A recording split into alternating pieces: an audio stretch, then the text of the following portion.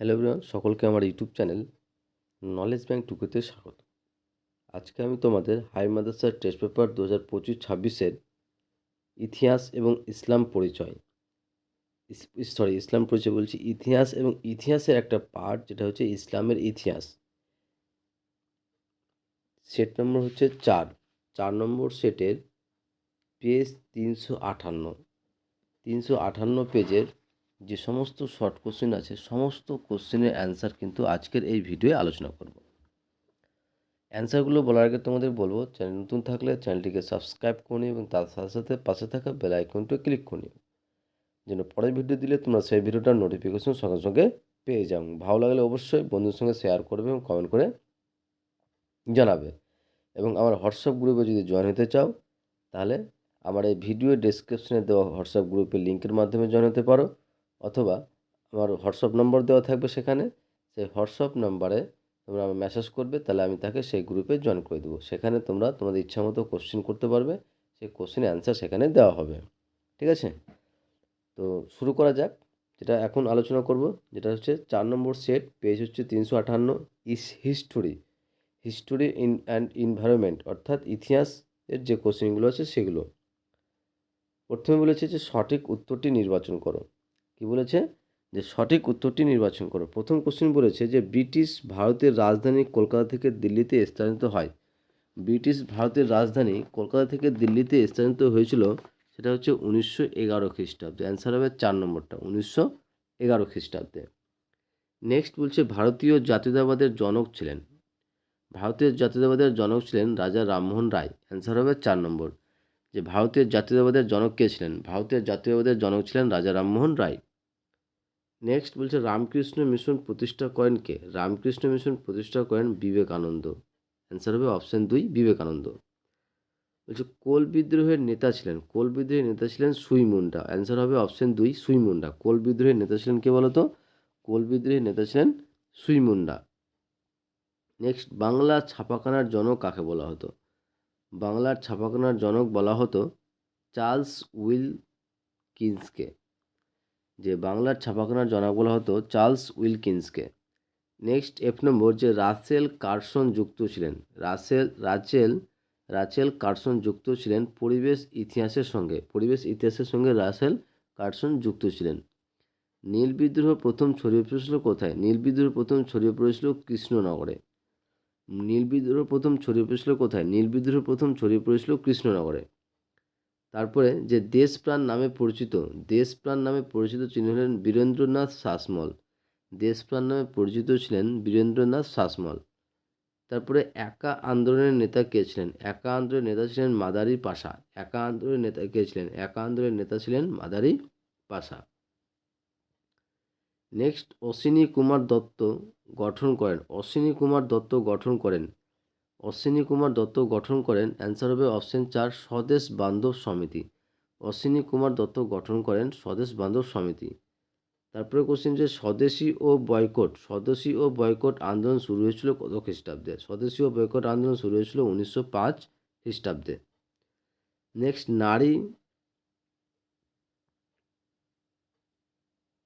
নারী কর্মমন্দির প্রতিষ্ঠা করেছিলেন কে?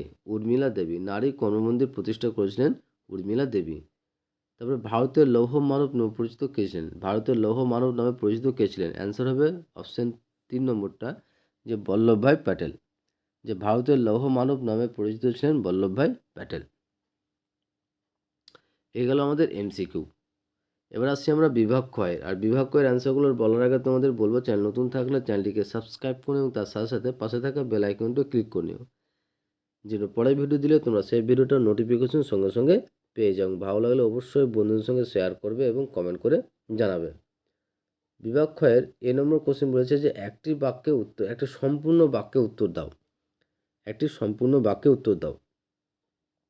প্রথম কোশ্চেন দেখো, বলেছে ভারতের প্রথম সংবাদপত্রটির নাম লেখো। ভারতের প্রথম সংবাদপত্রটির নাম হচ্ছে বেঙ্গল গেজেট। ভারতের প্রথম সংবাদপত্রটির নাম হচ্ছে কি বলতো? বেঙ্গল গেজেট। নেক্সট 1857 খ্রিস্টাব্দে সিপাহী বিদ্রোহের প্রথম শহীদ কে ছিলেন? অ্যান্সার হবে মঙ্গল পাণ্ডে। 1857 খ্রিস্টাব্দে সিপাহী বিদ্রোহের প্রথম শহীদ ছিলেন মণ্ডল পাণ্ডে। তারপরে এটা হচ্ছে দামিনী কোহ বলতে কী বোঝো? দামিনী কোহ বলতে কী বোঝো এটা অ্যান্সারটা বলার আগে 4 নম্বর কোশ্চেনের অ্যান্সারটা দেখো। 4 নম্বর কোশ্চেন বলেছে ভারতীয় সংবিধান কবে কার্যকরী হয়? ভারতীয় সংবিধান 1950 সালের 26শে জানুয়ারি কার্যকরী হয়। ভারতীয় সংবিধান 1950 সালের 26শে জানুয়ারি কার্যকরী হয়। এবার দামিনী কোহ বলতে কী বোঝো? আমি অ্যান্সারটা এখানে লিখেছি, ঠিক আছে? সেটার অ্যান্সারটা বলছি। 3 নম্বর অ্যান্সারটা দামিনী কোহ বলতে কী বোঝো? দেখো কী লিখবে, যে দামিনী কোহ কথাটির অর্থ হচ্ছে পাহাড়ের প্রান্তদেশ। কী বলতো? পাহাড়ের প্রান্তদেশ। যে রাজমহল পার্বত্য পরে লিখবে, পরে লিখবে যে রাজমহল পার্বত্য অঞ্চলে একটি নির্দিষ্ট ভূখণ্ড বা ব্রিটিশরা সাঁওতালদের বসবাসের জন্য নির্দিষ্ট করেছিলেন, তাকেই আমরা কি বলবো? দামিনী কোহ বলবো। ওকে, এবার আসি আমরা সত্য মিথ্যায়। সত্য মিথ্যা দেখো, প্রথমে বলেছে যে রঞ্জিত গুহকে নিম্নবর্গীয় ইতিহাস চর্চার জনক বলা হয়। এটা অ্যান্সার হবে কি বলতো? ট্রু, সত্য হবে। তারপর হচ্ছে ইন্ডিয়া উইন্স ফ্রিডম গ্রন্থটির লেখক হলেন আবুল কালাম আজাদ। এটাও কী হবে? সত্য হবে, কারণ ইন্ডিয়া উইন্স ফ্রিডম গ্রন্থটির লেখক হলেন ডক্টর আবুল কালাম আজাদ। নেক্সট, 1835 সালে হিন্দু কলেজ প্রতিষ্ঠিত হয়। এটা কী হবে? ফলস, মিথ্যা হবে, কারণ হিন্দু কলেজ প্রতিষ্ঠিত হয় 1870 খ্রিস্টাব্দে। 1870 খ্রিস্টাব্দে হিন্দু কলেজ প্রতিষ্ঠিত হয়, কিন্তু এখানে বলা আছে কত? 1835, তার মানে এটা কী হবে? মিথ্যা হবে।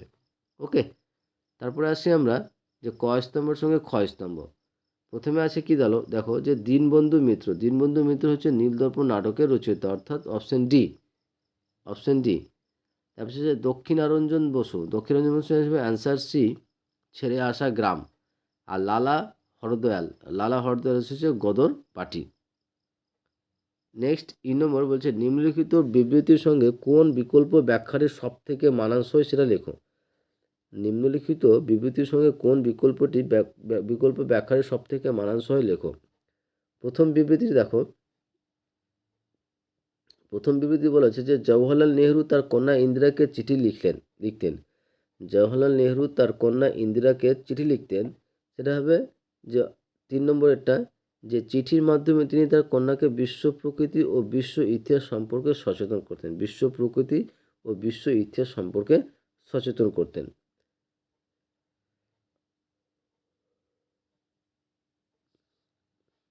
নেক্সট বি নম্বর, যে আম্বেদকর পুনা চুক্তি মেনে নিতে বাধ্য হন।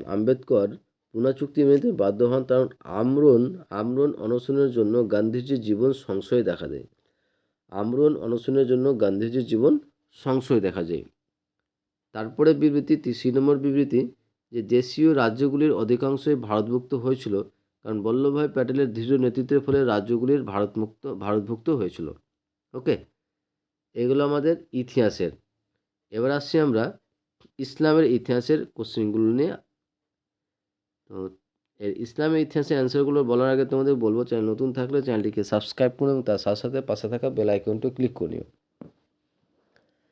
যেন পরের ভিডিও দিলে তোমরা সেই ভিডিওটার নোটিফিকেশন সঙ্গে সঙ্গে পেয়ে যাও। এবং ভালো লাগলে অবশ্যই বন্ধুদের সঙ্গে শেয়ার করবে এবং কমেন্ট করে জানাবে, ঠিক আছে? তাহলে প্রথম কোশ্চেন দেখো। প্রথম কোশ্চেন বলেছে যে খোলাপে রাশেদিনের যুগ স্থায়ী হয়েছিল কত বছর? খোলাপে রাশেদিনের যুগ স্থায়ী হয়েছিল অপশন 4 নম্বর 30 বছর। খোলাপে রাশেদিনের যুগ স্থায়ী হয়েছিল 30 বছর। হিজরি সন চালু করেন কে? হিজরি সন চালু করেন ওমর রাদিয়াল্লাহু তাআলা আনহু। নেক্সট, ইসলামী দুনিয়ায় নবীজির কর্তৃত্ব ছিল 10 বছর মদিনার অনুযায়ী, ঠিক আছে? যে ইসলামী দুনিয়ায় নবীজির কর্তৃত্ব ছিল 10 বছর। তারপর নেক্সট, উমাইয়া যুগের রিয়েল আর্কিটেক্ট বলা হয় কাকে? উমাইয়া যুগের রিয়েল আর্কিটেক্ট বলা হতো আব্দুল মালিককে, ঠিক আছে? তারপরে যে মিশরের শাসন কায়েম হয়েছিল কত বলো? ফাতেমীয়দের। মিশরের শাসন কায়েম হয়েছিল কাদের? সেটা হচ্ছে ফাতেমীয়দের। ওকে, এবার আসছি আমরা বিভাগ ক্ষয়ে। বলেছে একটি সম্পূর্ণ বাক্যে উত্তর দাও। বিভাগ ক্ষয়ে বলেছে যে এক নম্বরটা একটি সম্পূর্ণ বাক্যে উত্তর দাও। প্রথম কোশ্চেন দেখো, বলেছে যে বাব-উল ইলম কাকে বলা হয়? অ্যান্সার হবে হযরত আলী রাদিয়াল্লাহু তাআলাকে বাব-উল ইলম বলা হতো। তারপরে আবু বকর রাদিয়াল্লাহু তাআলা এর আমলে রোমান সম্রাট কে ছিলেন? অ্যান্সার হবে হেরাক্লিয়াস ছিলেন আবু বকর রাদিয়াল্লাহু তাআলার আমলের রোমান সম্রাট। তারপরে মেসোপটেমিয়ার বর্তমান নাম কি? ইরাক। মেসোপটেমিয়ার বর্তমান নাম হচ্ছে ইরাক। তারপরে 4 নম্বর যে আরবরা কার নেতৃত্বে সিন্ধু দেশ জয় করেন? আরবরা মোহাম্মদ বিন কাসিমের নেতৃত্বে সিন্ধু দেশ জয় করেছিলেন। তারপরে দেখো যে ক স্তম্ভের সঙ্গে খ স্তম্ভ। প্রথমে আছে যে কুরআন সংকলন। কুরআন সংকলন হচ্ছে কি বলতো? যে অপশন বি ইয়াদ ইবনে সাবিত রাদিয়াল্লাহু তাআলা। আকসা মসজিদ। আকসা মসজিদ হচ্ছে অপশন এ আব্দুল মালিক ইবনে মারওয়ান। তারপরে দেখো সত্য মিথ্যা। সত্য মিথ্যা এবং এই ভিডিওর এই স্কুলের এই সেটের লাস্ট কোশ্চিন। তার আগে বলবো চ্যানেল নতুন থাকলে চ্যানেলটিকে সাবস্ক্রাইব করুন এবং তার সাথে সাথে পাশে থাকা বেল আইকনটি ক্লিক করে নিও, যেন পরের ভিডিও দিলে তোমরা সেই ভিডিওটার নোটিফিকেশন সঙ্গে সঙ্গে পেয়ে যাও। ওকে, তো সিনোম হচ্ছে সত্য বা মিথ্যা লেখো। প্রথম দেখো যে আব্বাসীয় বংশের প্রতিষ্ঠা ছিলেন মালিক শাহ। এটা কিন্তু ফলস, মিথ্যা হবে, কারণ আব্বাসীয় বংশের প্রতিষ্ঠাতা ছিলেন আবুল আব্বাস আস সাফা। তারপরে যে বলছে যে মিশরের ফাতেমীয় বংশের উত্থান ঘটেছিল 909 খ্রিস্টাব্দে। এটা কিন্তু ট্রু হবে। এই গেল আমাদের তোমার কত যেন 358 পেজের সমস্ত শর্ট কোশ্চেনের অ্যান্সার। ওকে, শেষে বলবো চ্যানেল নতুন থাকলে চ্যানেলটিকে সাবস্ক্রাইব করুন এবং তার সাথে সাথে পাশে থাকা বেল আইকনটা ক্লিক করে নিও,